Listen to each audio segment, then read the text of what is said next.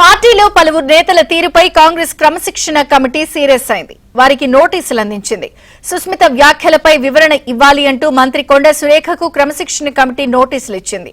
3 రోజుల్లో వివరణ ఇవ్వాలని ఆదేశించింది. అలాగే పార్టీపై అనుచిత వ్యాఖ్యలు చేశారంటూ చిన్నారెడ్డికి నోటీసులు జారీ చేశారు. కులాల పేరుతో వ్యక్తిగతంగా పార్టీ నేతలను దూషించడంతో జక్కిడి ప్రభాకర్ ను కాంగ్రెస్ నుంచి సస్పెండ్ చేశారు.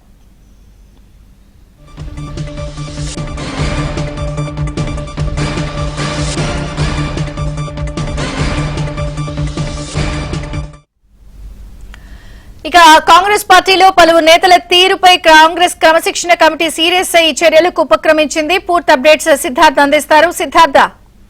Thank you Vijaya Chandrika. Congress party క్రమశిక్షణ కమిటీ ఒక 3 కీలకమైన నిర్ణయాలు తీసుకుంది. ఇది మంత్రి కొండా సురేఖ కూతురు సుస్మిత పటేల్ ఇచ్చినటువంటి వ్యాఖ్యలపై కొండా సురేఖకు నోటీసులు ఇచ్చారు.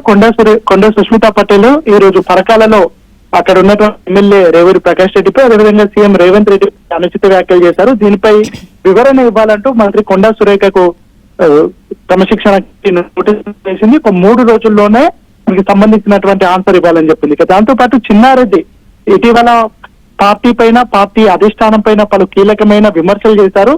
దానికి సంబంధించి కూడా క్రమశిక్షణ కమిటీ నోటీసులు సర్వ్ చేసింది. ఆయనను కూడా 3 రోజుల్లోగా వివరణ ఇవ్వాలని కోరింది. ఇక పార్టీకి సంబంధించినటువంటి ఎల్బీ నగర్ నేత జక్కిడి ప్రభాకర్ రెడ్డి ఆయనను సస్పెండ్ చేసింది. గతంలో పలు పైన ఉచిత వ్యాఖ్యలు చేశారు. పలువురిని దూషించినటువంటి కారణంగా ఆయన పార్టీ నుంచి సస్పెండ్ చేస్తున్నట్టు క్రమశిక్షణ కమిటీ కాసేపటి క్రితమే నోటీసులు జారీ చేసింది. ఇక కొండా సురేఖ, చిన్నారెడ్డి విషయంలో వీళ్ళిద్దరికీ వాళ్ళ కొండా సురేఖ చేసినటువంటి విషయంలో కొండా సురేఖ, చిన్నారెడ్డి తన వ్యక్తిగతంగా చేసినటువంటి విమర్శలపై తన నుంచి 3 రోజుల్లోగా వివరణ ఇవ్వాలని కోరింది. ఆ వివరణ ఇచ్చిన తర్వాత క్రమశిక్షణ కమిటీ దానిపైన ఎలాంటి తీసుకుంటుందో చూడాలి.